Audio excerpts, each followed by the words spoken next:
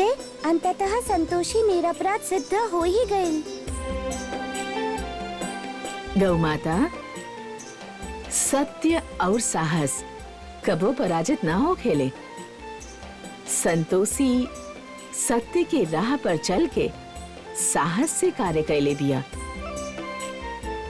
ओकर एक कार्य से झूठ के कई परत सामने आई और आगे भी आई।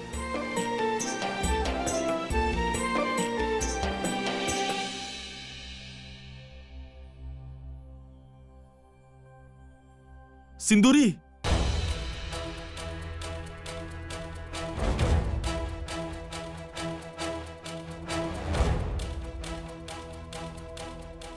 इंस्पेक्टर साहब, हमके सिंदूरी से 2 मिनट बात करके बा, प्लीज। ठीक बाबा के सिर्फ 2 मिनट जी। के छोड़ दा। चलो हमरा संगे।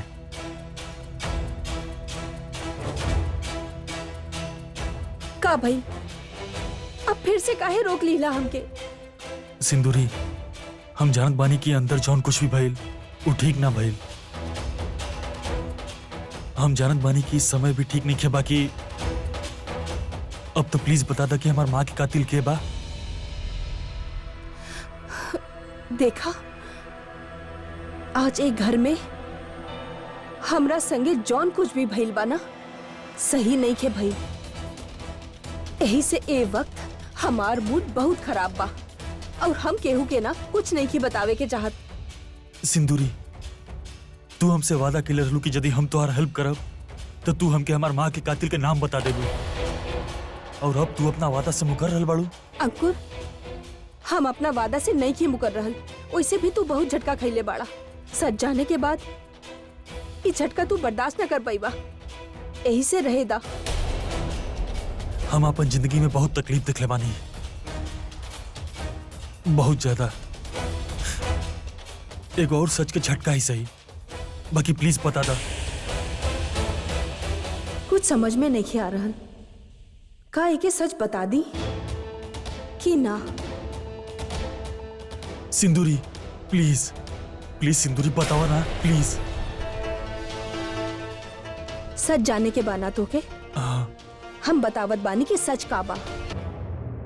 जे तोके पैदा कइले बा उहे तुहार माँ के कातिल बा, प्रताप मिश्रा। ओहे तुहार माँ के खून कइले बा।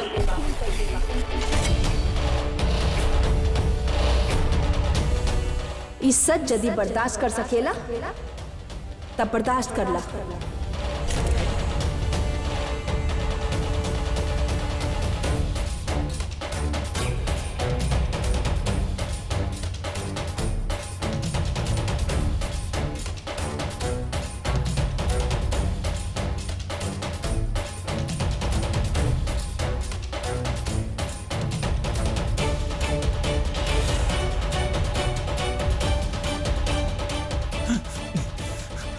प्रताप मिश्रा,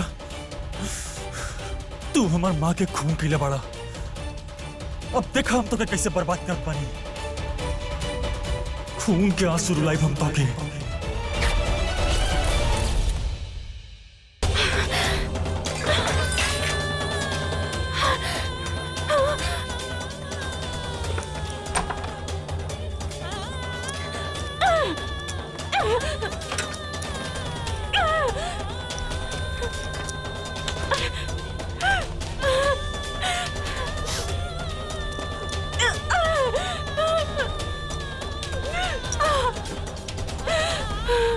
मधु,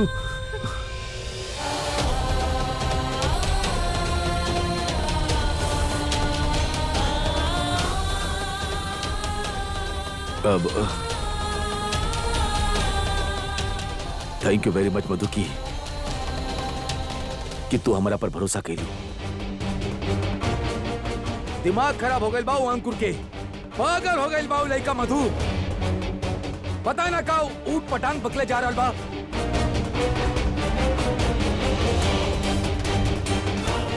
मधु, हम जानत बानी वो सब कुछ पैसा के लालच में कर रहल बा, सब पैसा के लालच में।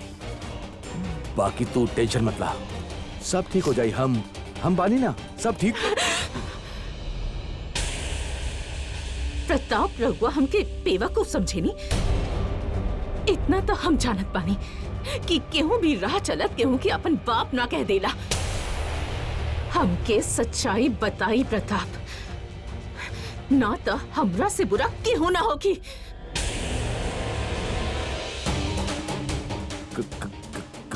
का बताई?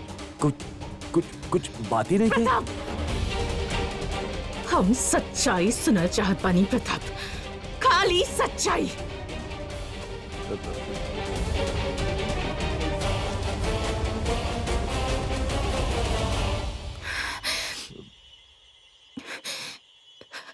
राउर खामोशी सब सच्चाई बता दे लस प्रताप। अब हमके समझ में आई कि धैर्य और संतोषी उस सब के सामने वो वीडियो काहे ना दिखावल चाहत रहले। बोली प्रताप, बोली, रघुआ बोल काहे नहीं की रहल।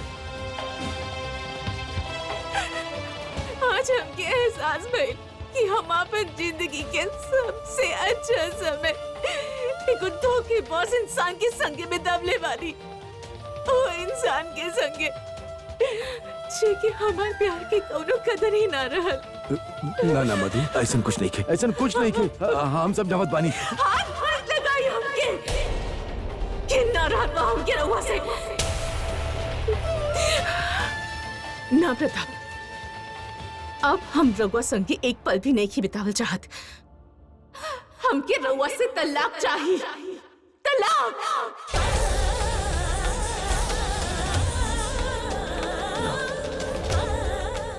ना मधु, देखा हमारी बात सुना। अब का सुनावल बाकी बा प्रताप, का सुनल बाकी बाप।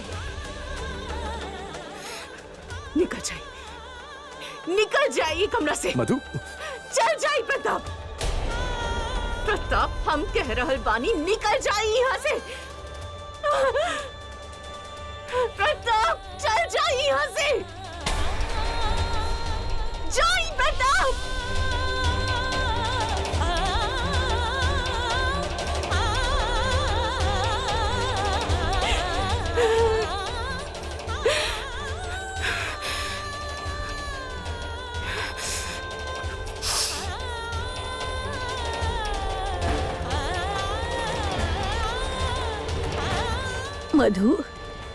मधु का भइल? माँ प्लीज, मधु घर वालन के सामने तमाशा मत बनावा। रिक्वेस्ट करत बानी तो से एक बार माफ करता हमके। हम कह रहल बानी सब ठीक कर दे मधु, प्लीज। जाइए, जाइए।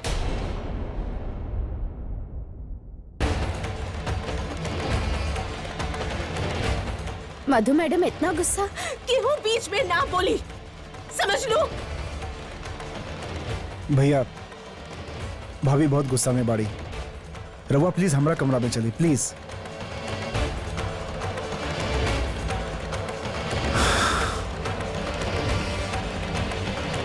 चला। बहू, संभाला अपने आप के, सब ठीक हो जाए।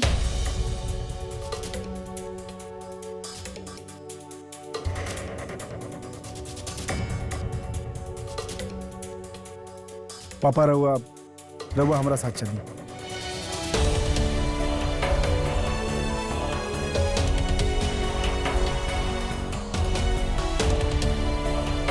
प्रताप,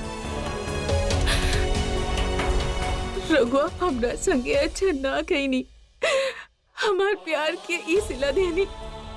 इतना बड़ धोखा कहनी प्रताप, इतना बड़ धोखा काहे कहनी प्रताप। चल।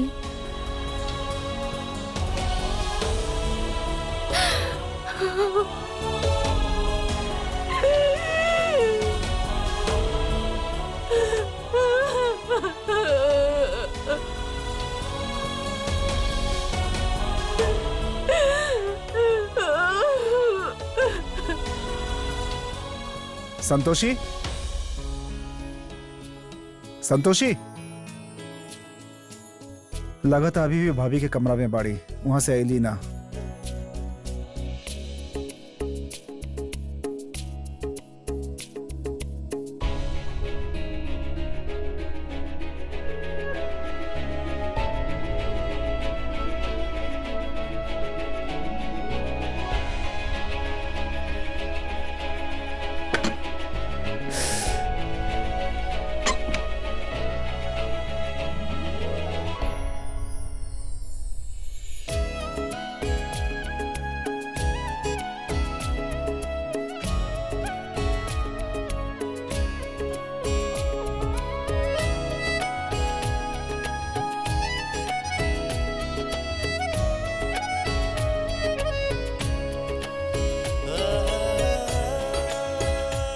संतोषी हम डेरा गेल रहनी। सिंदूरी से शादी एगो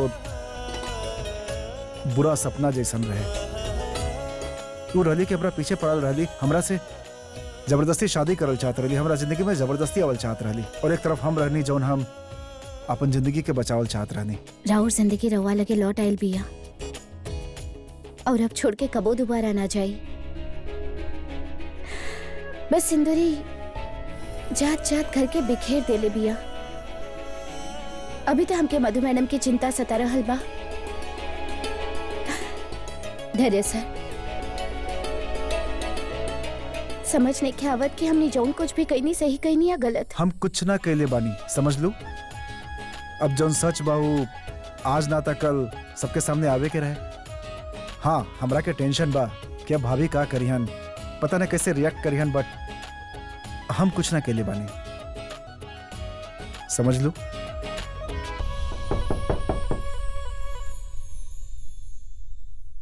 ए वक्त क्या हो सकेला, हम तनी देखत बानी।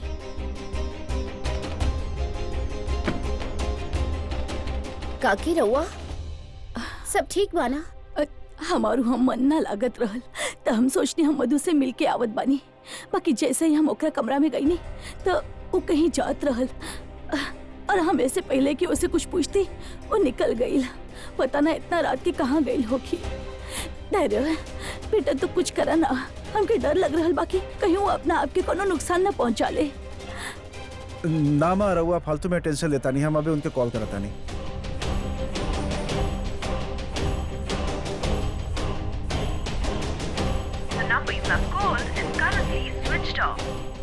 का भल? नंबर स्विच ऑफ आ रहा बा। माँ रहुआ टेंशन मत ली, हम जाके देखता नहीं। 1 मिनट, हम भी संगे चलत बानी। काकी हम लोग आवत बानी मधु मैडम के देख के, रवा चिंता मत करब। हाँ,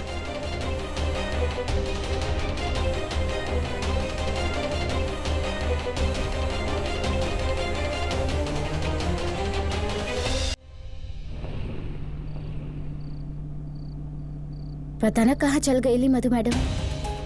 कहीं काकी जौन कहले बाड़ी उहे सच ना हो जाए। हे भगवान।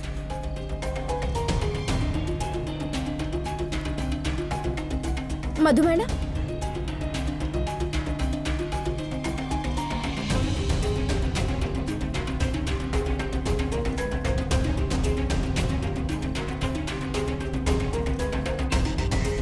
हे संतोष माँ, यदि हम राउर कबो सच्चा मन से पूजा कैले होखब त रउआ मधु मैडम के रक्षा करब।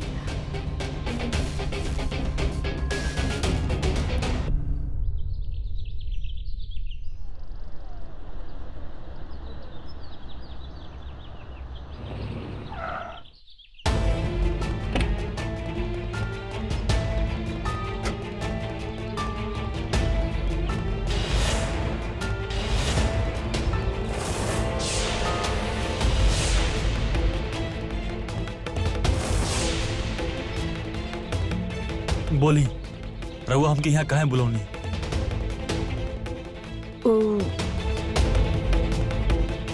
वो हमके तो से कुछ बात करे के रहल, सोन हम घर पर ना कर सकत रहनी। अब बात करे खातिर बचल का बा? सब सच्चाई तरुआ सामने बा। अंकुर, वो बात तो के सबके सामने ना कहे के चाहत रहल, हमनी आपस में भी तो बात कर सकत रहनी। यदि तू हमके बतवले होता तो हम तोहर सब परेशानी दूर कर दी थी। वाह, रहुआ पे तनी सा कीचड़ का उछल गई, रहुआ के बुरा लग रहा बा। यदि रहुआ लोग हमार बात ना मननी ना तो और कीचड़ उछली, और वैसे भी डीएनए टेस्ट से ही साबित हो जाएगी। ना ना, डीएनए टेस्ट की जरूरत नहीं है, हमके तोहरा बात पर भरोसा बा। भरोसा? रियली? इस शब्द मिश्रा परिवार के शोभा ना देला। और ऐसे पहले कि रहुआ हमसे कुछ और कहीं, हम रहुआ से को सच और कहल चाहत बनी। जौन शख्स के तलाश हम पिछला कई महीना से करत रहनी, वो के और ना बल्कि राउर पति बा। प्रताप मिश्रा हमार माँ गार्गी देवी के खूनी बा।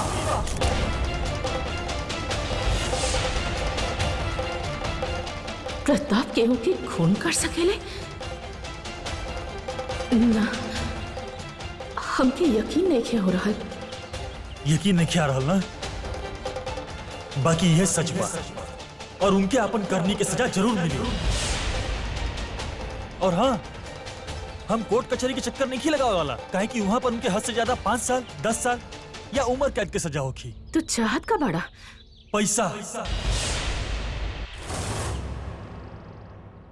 पैसा नहीं की चाहत हम। तो का चाहिए दोगे? नाम, हमके अपन बाप के नाम चाहिए, घर चाहिए, परिवार चाहिए। हम उनका संगे हर दिन हर रात रह के उनके गलती का एहसास दिलाओ चाहत बानी। बोली दे सके निरहुआ हमके ई सब।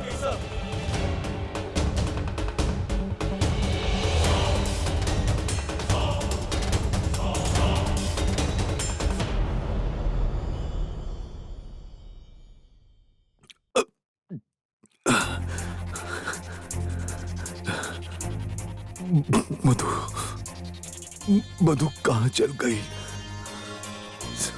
समझ नहीं के आ रहा। मधु,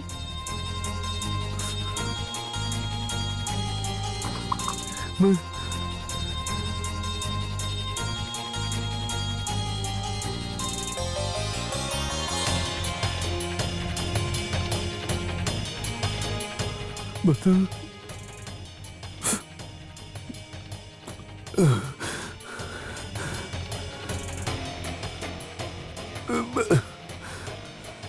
मधु,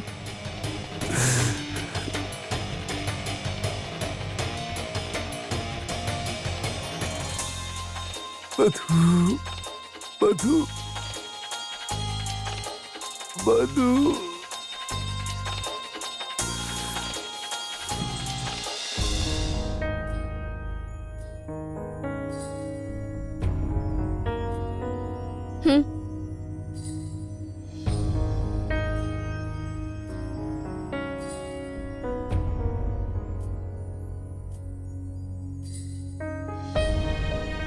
ना बेटा, हमारा दिल नहीं खे।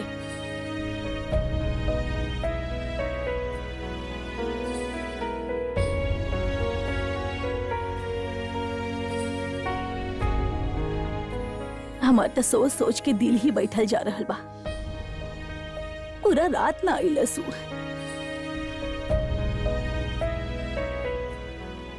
हमके लागत बा जौन कुछ भी भइल बा, हमने के ओकरा बाद मधु मैडम के साथ देवे के चाहिए। कोनो भी पत्नी ऐसा रिश्ता में अपना पति से धोखा बर्दाश्त ना कर सकेले। संतोषी बिल्कुल ठीक कह रही बिया। ऐसा समय में हमने के मधु के साथ देवे के चाहिए। बाकी हमके केहू के साथ के जरूरत नहीं है।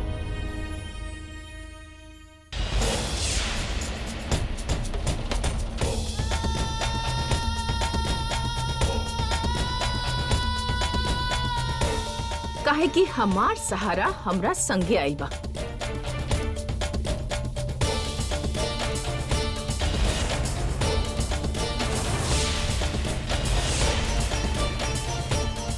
मधु, कहाँ चल गेल रहलू तू? और धैर्य और संतोषी तो के पूरा रात ढूंढत रहले।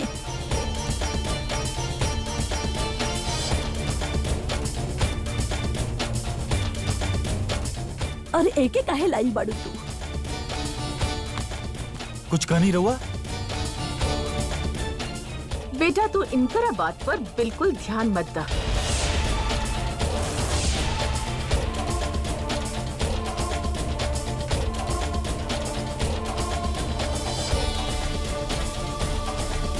पुष्पा, गुलाब, तनी यहाँ आवा। जी मैडम। ये सब सामान उठा के ऊपर वाला कमरा में रख दा और ओके अच्छा तरह से साफ कर दिया। आज से तोहार छोटका साहब यहीं रही है।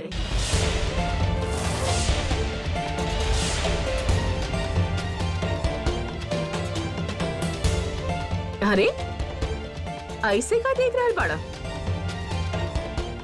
अब से ई तोहार छोटका साहब बाड़े।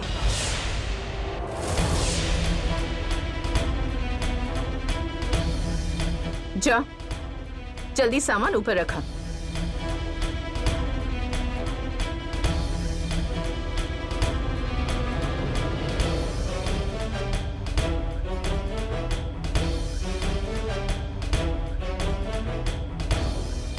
बेटा तू थक गई होग बा। जब तक तुहार कमरा साफ होखत बा तू हमरा कमरा में आराम कर ला।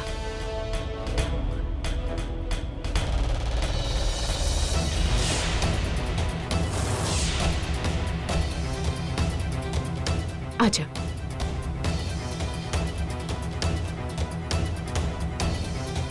एक घर में का हो रहल बा हमके कुछ समझ नहीं आ रहल।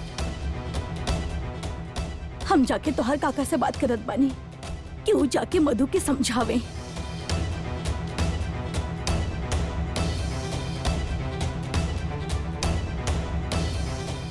अभी अंकुर मधु मैडम के संगे कौन नया खेल खेल रहल बा?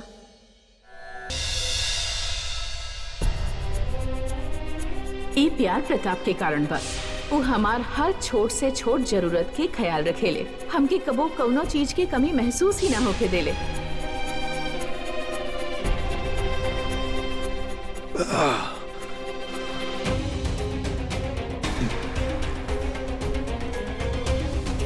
मधु,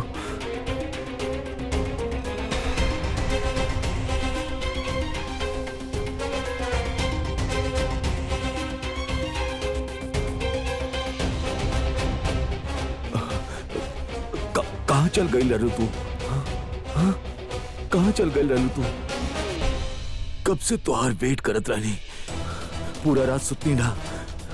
देखा तोरा भी ना का हाल हो गई हमार। देखा मधु, जाए देना, माफ कर दा हमरा के। हम रिक्वेस्ट करत पानी, हमके माफ कर दा।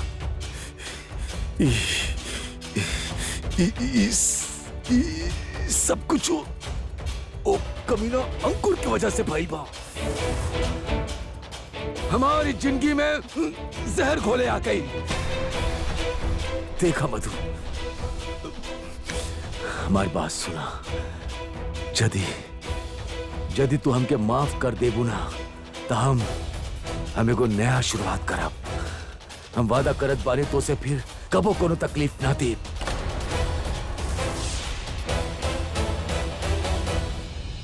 और जौन तकलीफ रहुआ हमके दे चुकनी प्रताप, ओकर का और का कहानी रहुआ कि अंकुर कमीना बा, बाकियों के दुनिया में लावे वाला त रहुआ बानी प्रताप। राउर अतीत के काला छाया हमनी के वर्तमान में खड़ा हो गई बा। खुद के काला छाया से कैसे बचब रहुआ?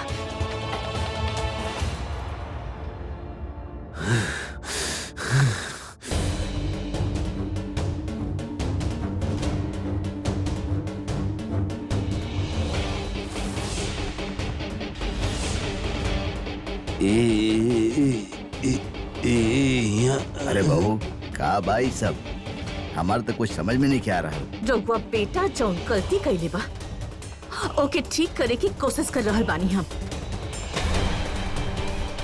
ई जौन पाप कैले बाड़े ओकर भुगतान तो हमके ही करे के पड़ी ना।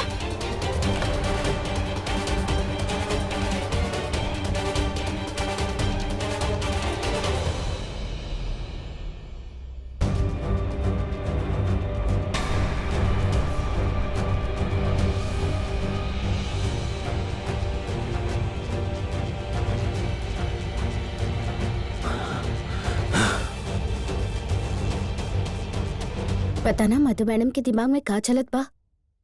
अंकुर जी की स्वीकार कैसे कर ली? हमके कुछ समझ में ही नहीं आवत। संतोषी तू टेंशन मतलब प्लीज। और वैसे भी दूसरन के मामले में हमनी के ना पड़े के बाद। हाँ। अरे वैसे ही फंस के देख चुकल बानी, का फायदा। आपन का पर ध्यान दे प्लीज। हमरा भी देखे बा बिजनेस में का हो रहा है। इतना दिन से बिजनेस पर हम ध्यान ही ना देनी हम। हाँ बाकी हमरा कोनो डिस्कशन ना चाहिए प्लीज। इनका मामले से दूरे रहा। इनके जोन करे के बा करिए हम। समझ लू? अरे बहू, पापा प्लीज चल जाए यहाँ से। अंकुर बहुत थक चुकल बा, वो आराम करे चाहत बा। हम लोगों से बाद में बात करब। जाए प्लीज।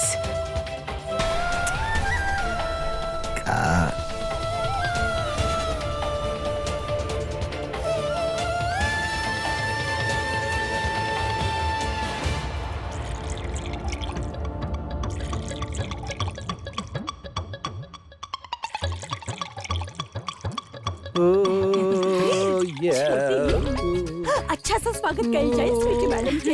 उनकी ना राजकुमारी जैसा लगे के चाहिए। हाय दया दीदी एकदम सही कह रहल बाड़ू। अब तू काहे इतना टाइम लगा रहल बड़ा हैं? अब अभी तक शरबत भी ना बनवला। अरे स्वीटी मैडम आवे वाला होखी है, जल्दी करा। अरे बना रहल बानी ना। हाँ अरे रखा। दादी आज कोनो त्योहार बा का जे घर में इतना तैयारी हो रहल बा? अब तो के का बताई टीनू, ई लालची लोगन खातिर त ओ हर दिन त्योहार बा जब इनकरा के कोनो फायदा होखे वाला होखेला। दादी बतावा ना। बेटा तू छोड़ा ई बात के, आवा दादी के लगे बैठ जा। अरे ओ राजकुमार जी, रानी रूपमती बन के आवे के इरादा बा का? इतना टाइम काहे लगा रहल बाड़ा?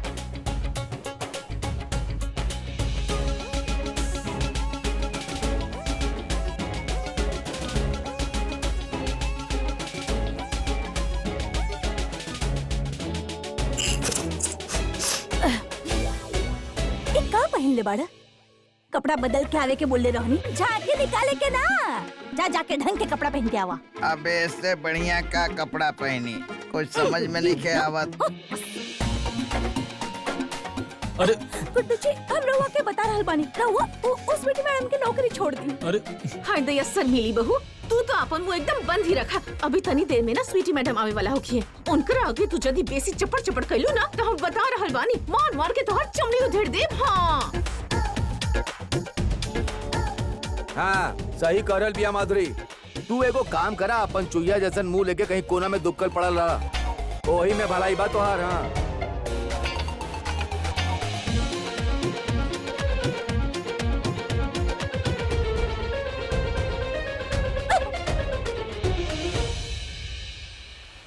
माते ए पल्लवित पुष्प के देख के हमके अत्यधिक प्रसन्नता हो रहल बा। हमार मन भी प्रफुल्लित हो रहल बा गौ माता।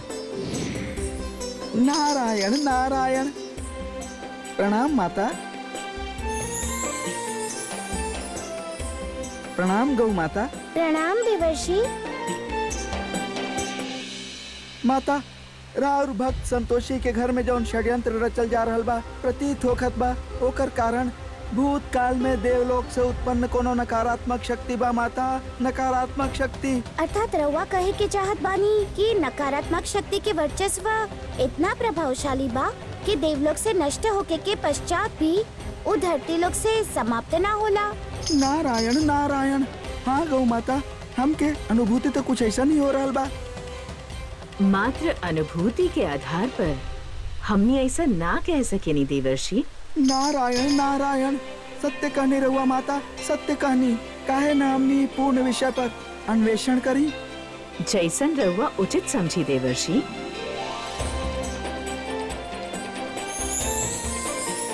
क्रांति माँ, राउर बहुत बहुत धन्यवाद। जौन रहुआ हमके सही राह दिखवनी।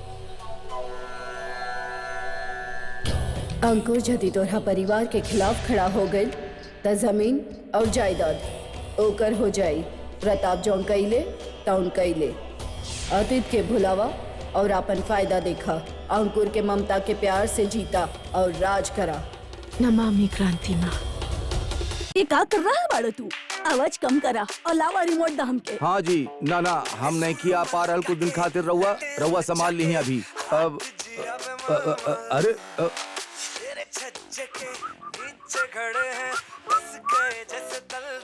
अब रहुआ सुनी, हम रहुआ से बाद में बात करत बानी। आवाज बिल्कुल नहीं किया आ रहल। हाँ आई कॉल यू बैक। ओके। अरे पापा, रउआ कुछ बोलल चाहत रहनी का? ना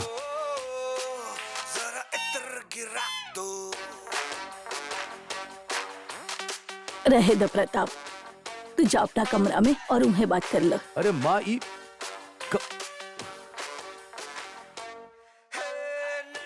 जा जा।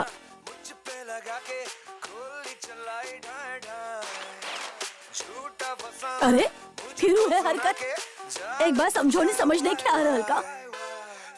अरे रे दादी, रउआ हमके देख कितना गुस्सा काहे करेनी? अभी तो प्रूव हो गई ना कि हमरा और पोता बानी। प्लीज चिढ़ी मत, हमके देखे के आदत डाली रोज। रउआ खातिर भी अच्छा हो की और हमरा खातिर भी।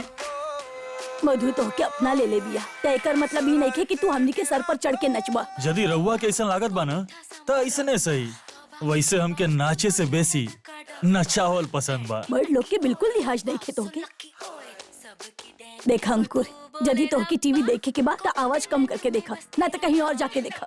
अरे दादी, ये टीवी हमार माँ के बा, हम जब चाही जहाँ चाही जितना वॉल्यूम पे चाही टीवी देख सके नहीं, हमके रोके वाला केहू नहीं खे। रिमोट दी दी दादी, दादी रिमोट।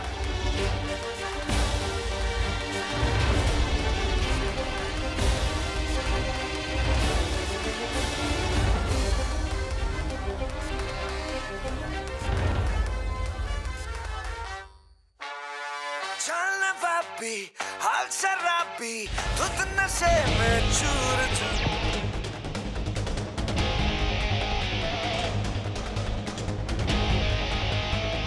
अरे चाचा जी, रउआ साक्षात पधारल बानी। माँ जौन कहली समझ में ना आयल का कि समझाई।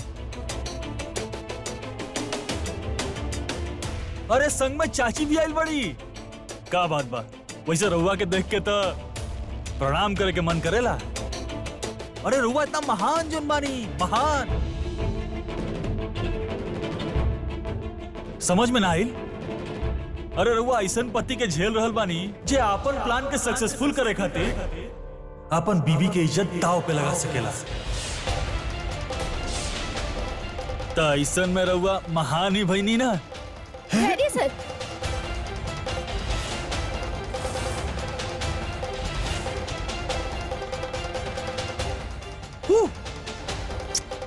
आओ ना, आजा मारा।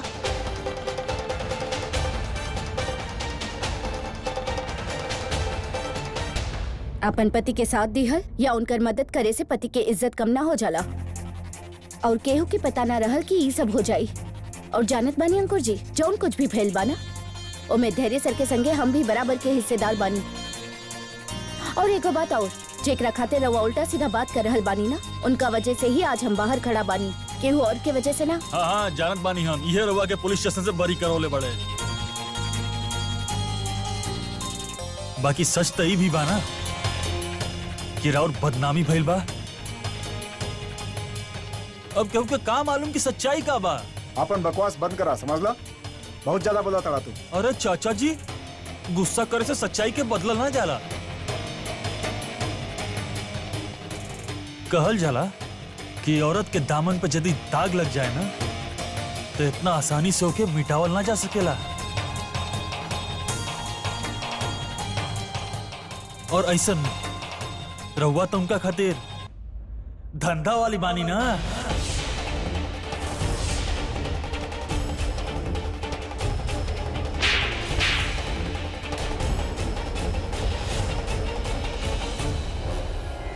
चुप,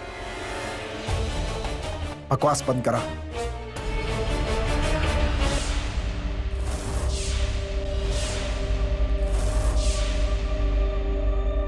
डर गिला, जा छोड़ दी तो के।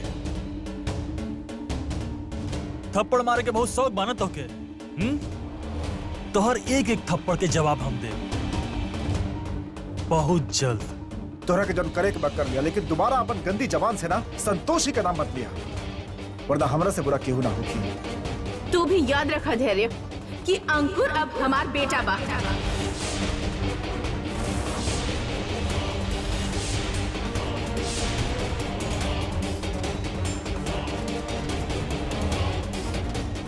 तो समझावे के कि सबसे तमीज से बात करे और घर के लोगन के तमाशा ना बनावे।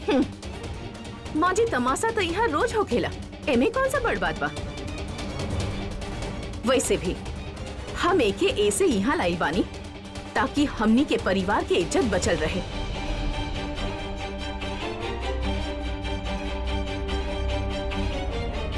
और हाँ, बस और बस अंकुर के कारण राउर बेटा आज जेल में नहीं थे।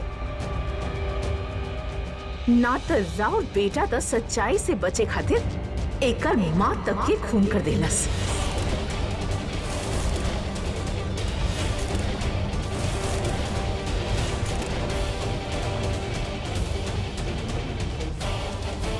ना ना, हमार बेटा गलती कर सकेला, बाकी केहू के खून ना कर सकेला, ना कर सकेला। माँ जी, अंकुर के लगे राउर बेटा के गुनाह के सबूत बा। सोची, इतना सब होके के बाद भी वो पुलिस के लगे ना गईल, काहे कि ओके अपन पिता और ओकर परिवार के सुख चाहिए। भाभी एकरा बात पर भरोसा करके रहुआ गलती करता नहीं। ये एक नंबर के झूठा बा, सिर्फ पैसा इठे खातिर यहाँ बैठल बा, सिर्फ पैसा के चक्कर में। एकरा तक हम सबक सिखाए। अरे मत मारा एकरा, काहे कि सारा बात जानला के बाद एगो वकील होने के नाते हम ये कहा कि भाभी सही कह रहल बाड़ी। प्रताप भैया ही एकर माँ के खून के लिए बाड़ा।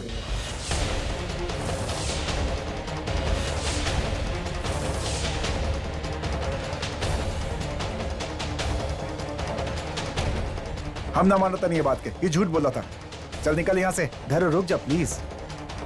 अगर ये पुलिस के पास चल गए ना तो भैया जेल में ही ना फांसी पर चढ़ जाइए, पूरा लखनऊ में हमने के नाम बदनाम हो जाए।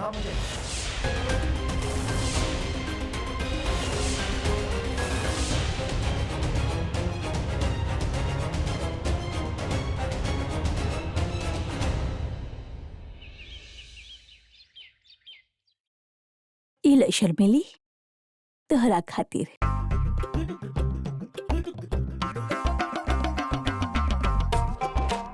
हमके तो कितना दिन बाद केहू तोहफा देले बा।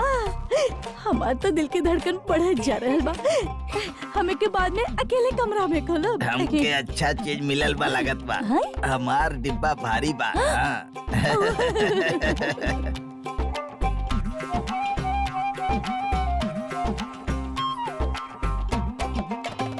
देख लो गुड्डू, हम तो उसे कहले रहनी ना, यहाँ सब के सब लोग लालची बाड़े। पैसा के लालच में कुछ भी करे खातिर तैयार बाड़े। देखा अपन बीवी के, देखा कैसे पैसा के लालच में वो तोहके भूल गई। आई जस्ट कांट बिलीव दिस। गुड्डू, हम तोहके कब्बो ना भूलब। हम तोहके दिल से पसंद करेंगे।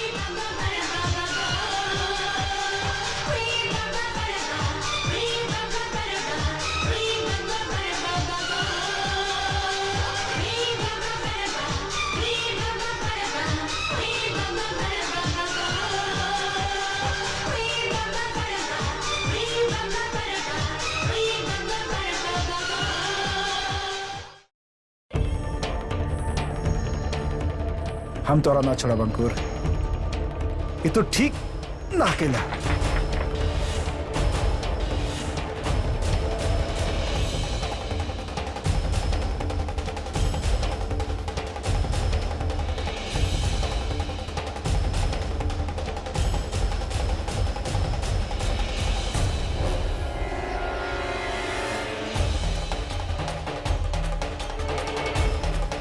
संतोषी, तू कब आइलू और ये का करताड़ू?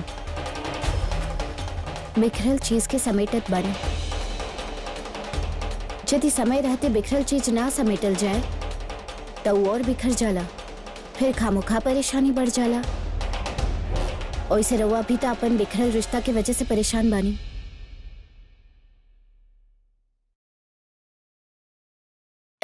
एगो बात बताई, गुस्सा से कोनो परेशानी के हल निकलल बाजे आज निकल जाए।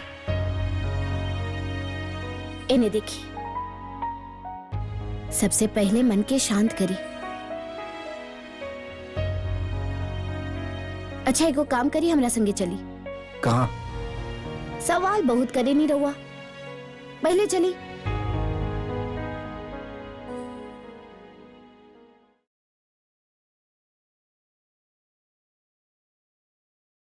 गुड्डू जी, कहाँ रहनी रहुआ? देर से फोन काहे ना उठावत रहनी हमार और जवाब काहे नहीं के दे रहे रहुआ? अरे शर्मिली पगला गई बड़ू का? ई जासूस जिसन काहे बर्ताव करल बड़ू? हाँ, अरे हम काम पे गई रहनी, कहीं और थोड़ा गई रहनी। चलो हटा यहाँ से, जा। हमके बहुत भूख लग रहा बा, कुछ लेके आओ जल्दी से। अरे शर्मिली बहुत भूख लग रहा बा। हम जानत बानी रहुआ काम पर ना, सच सच बताई रहुआ कहाँ गइल रहनी? शर्मिली वो हम वो का बाना कि उस सीटी मैडम के संगे माल में गई रहनी।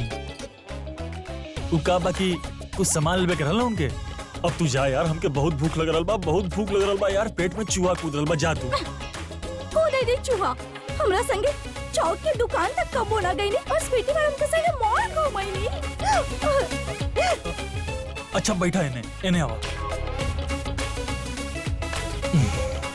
देखा हम तोहरा खातिर का लाई बानी।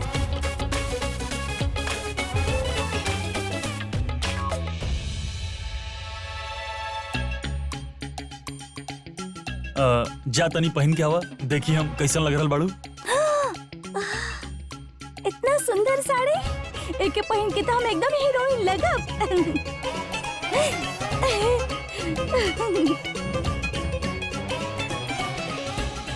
गुड्डू जी, राउर बहुत बहुत धन्यवाद। रउआ हमरा खातिर इतना सुंदर साड़ी लेके आई। तोहार बीवी के देखो कैसे पैसा के लालच में वो तो होके भूल गई।